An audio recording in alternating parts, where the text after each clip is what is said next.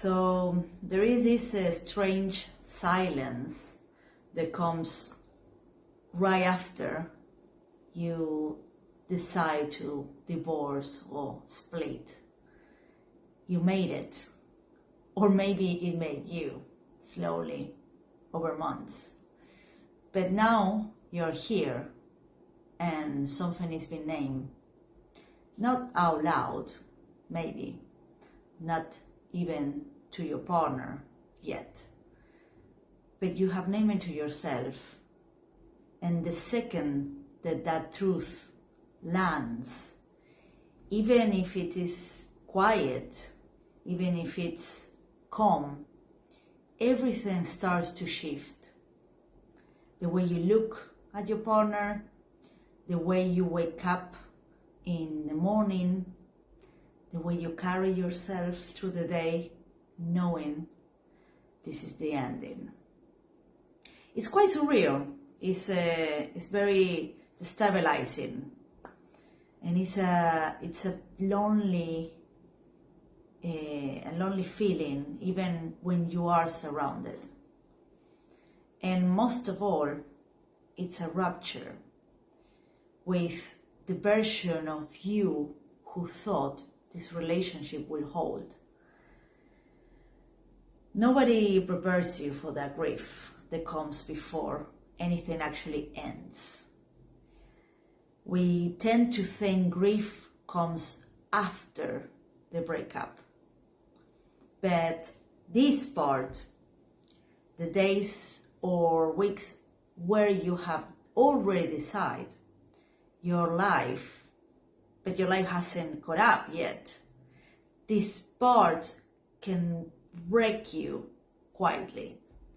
You might find yourself looking at your partner across the room, feeling a tenderness that doesn't cancel the truth, but it makes you hurt more. You might feel overwhelmed with kindness towards them, and still know you need to go. That contradiction is real. It's highly disorienting. And this isn't just about walking away your partner. It's about saying goodbye to a shared identity, to the routines, the language you built together, the way you name things related with him, the way he was calling you and how that sound in their mouth. Even if it wasn't working, even if you felt invisible or stuck or quietly dying inside, the letting go still cuts through something that it feels sacred. And that doesn't mean you made the wrong choice. Don't get caught on that. It means that you are intact enough to feel the loss.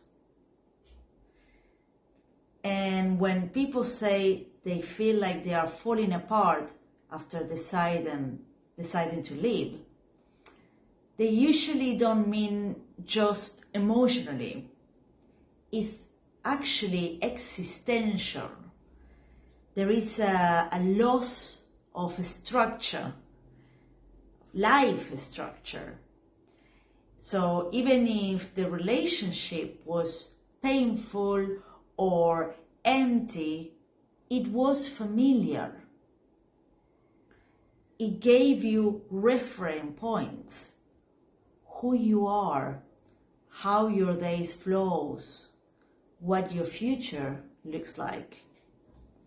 And now there is a blank space.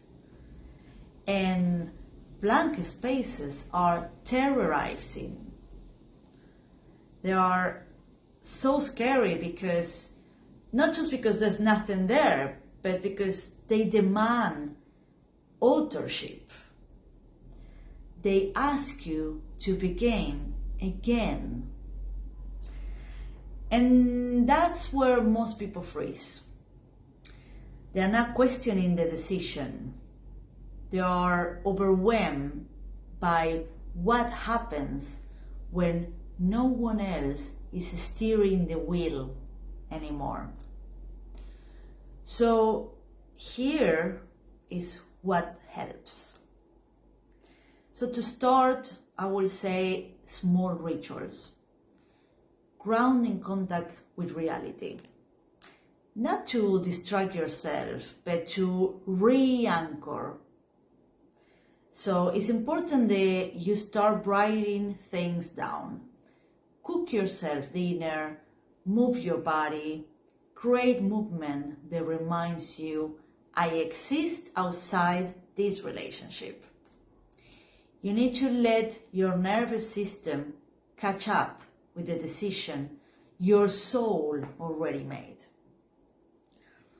A lot of people brace themselves for the breakup conversation like it will be the final thing. But the truth is, in most relationships, it's just the beginning of a longer unraveling. There are going to be conversations that go in circles, many. There are going to be promises. There's going to be panic. There's going to be apologies that come too late. There's going to be rage that isn't even about you anymore. And also, there will be tenderness. And for sure, there might be sex even. This part isn't neat. The version of you that wants a clean break is going to hate this. But the version of you that actually is living through it will need grace. Because the goal isn't to have all the answers. That's just not realistic. The goal is to stay close to the part of you that knows, that understands, the part that didn't arrive at this decision out of impulse, but instead out of accumulated truth. People might not get it. Careful with that. They might tell you you're being cold or impulsive or you are giving up too soon. So many things. Especially if what you are walking away looks fine from the outside. But you are not here to live someone else's version of intimacy. You are not here to perform longevity for people's approval, for social settings. You're here to stay in integrity with yourself first, even when it costs you the life you built. So now what? Now you give yourself a space to fall apart and rebuild without rushing, without accelerating. You let the grief be real. You let the fear be loud, but not in charge. You take one day at a time, knowing that clarity doesn't mean comfort. And you remember, the end of something that once was good is not a sign that you are broken or incapable or even selfish. It's just a sign that you are going to stop pretending. And maybe that's the beginning of something much more honest. So thank you for being here. If this lands somewhere in you, I would love to hear what part. See you soon.